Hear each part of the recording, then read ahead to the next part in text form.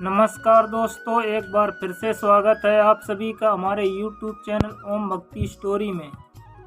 दोस्तों, आज हम सुनाएंगे दो शिष्यों की कहानी। तो आइए शुरू करते हैं। प्राचीन काल की बात है। पंडित विद्यानंद की पाठशाला में दो विद्यार्थी शिक्षा ग्रहण करते थे। एक का नाम था दयानंद और दूसरे का नाम था नंदलाल। दयानंद कुशाग्र बुद्धि का था। जब तक गुरु का दिया पाठ याद न कर लेता, चैन से न बैठता। इसके विपरीत नंदलाल आवारा, उद्दंड और शरारती था। 3 साल तक दोनों एक साथ शिक्षा ग्रहण की। 3 वर्ष में दयानंद ने अपनी पढ़ाई पूरी कर ली, परंतु नंदलाल जैसा घर से आया था वैसा ही जा रहा था।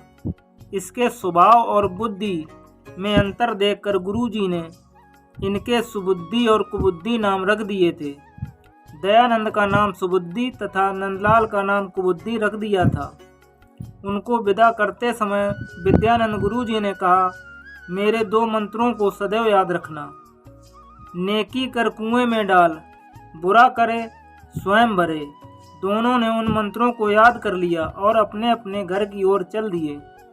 दयानंद ने अपने घर पहुंचकर विचार किया, अब विदेश जाकर धन कमाना चाहिए। किसी प्रकार कुबुद्धि को उसके विचार का पता लग गया। नंदलाल ने कहा, यार हम बाल सखा हैं, तुम मुझे छोड़कर क्यों जा रहे हो? दयानंद ने सोचा कि घर से बाहर 1 से 2 भले। दयानंद ने कहा, ठीक है, तुम भी मेरे साथ चलना। कुबुद्धि ने कहा, दोनों के लिए रास्ते के लिए नाश्ता खाना बनवा लेना, मेरे पास तो कुछ नहीं है।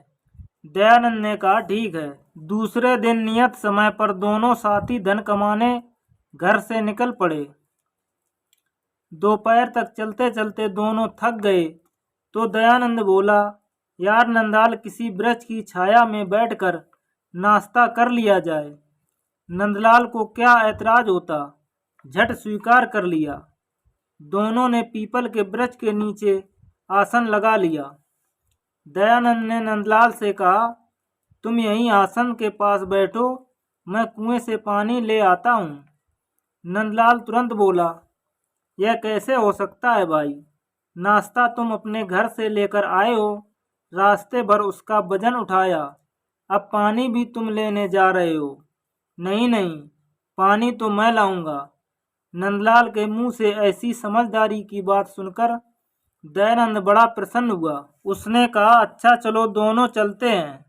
दोनों कुएं की ओर चले।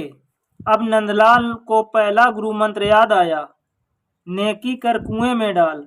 उसने सोचा कि इससे अच्छा अवसर नहीं मिलेगा। जैसे ही दयानंद ने पानी के लिए लोटा कुएं में डाला तो नंदलाल ने उसे तुरंत धक्का दे दिया। इस कुकृत्य को करके नंदलाल बड़ा प्रसन्न हुआ और दोनों का सामान लेकर आगे बढ़ गया। 2-3 दिन की यात्रा के बाद वह नगर में जा पहुंचा। काम धंधा तो कुछ जानता नहीं था, अतः पेट भरने के लिए भीख मांगने लगा। दयानंद तैरने में प्रवीण था, अतः जैसे ही नंदलाल ने उसे धक्का दिया वह संभल गया और तैरने लगा। थोड़ी देर बाद एक महात्मा पानी लेने कुएं पर आए। दयानंद ने उससे प्रार्थना की कि उसे बाहर निकाल लें।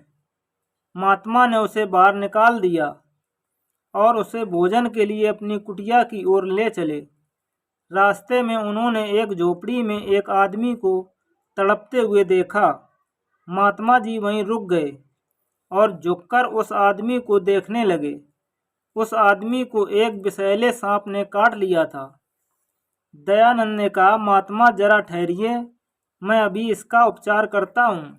कहकर दयानंद पास ही जंगल से एक जड़ी बूटी लाया और उसे पीसकर सांप के कटे हुए स्थान पर लगा दिया। जड़ी बूटी ने तुरंत अपना प्रभाव दिखाया। वह आदमी थोड़ी देर बाद बिल्कुल स्वस्थ हो गया। दयानंद के इस सद्व्यवहार से महात्मा और व्यक्ति बहुत प्रसन्न हुए। उस व्यक्ति ने कहा, यहाँ से कुछ दूरी पर एक बड़ा सा रेत का टीला है, उसके पास एक बड़ा बरगद का पेड़ है। टीले के बीचों बीच 5 हाथ गहराई पर एक खजाना छुपा हुआ है। तुम चाहो तो उसको प्राप्त कर लेना, लेकिन ध्यान रखना बरगद की जड़ में एक भयंकर सांप रहता है। वह किसी को खजाना छूने भी नहीं देता। उसी सांप ने मुझे काट लिया था। तुम धन प्राप्त करने से पहले उस सांप को मार देना। साधु ने प्रसन्न होकर कहा, तुम एक महान व्यक्ति हो। मुझे कई दिन से ऐसे ही सज्जन व्यक्ति की तलाश थी। यह कहकर साधु ने पोटली से एक पुड़िया निकाली और कहा, यहाँ के राजा की तबीयत बहुत खराब है। तुम यह औषधि राजा को दे देना। इसमें 3 पुड़ियाँ हैं। तीनों पुड़ियों को 3 दिन में खिलाना है। राजा बिल्कुल स्वस्थ हो जाएगा। कृतज्ञता प्रकट करने के लिए दयानंद ने साधु के चरण स्पर्श किए। औषध लेकर दयानंद राजा के पास गया।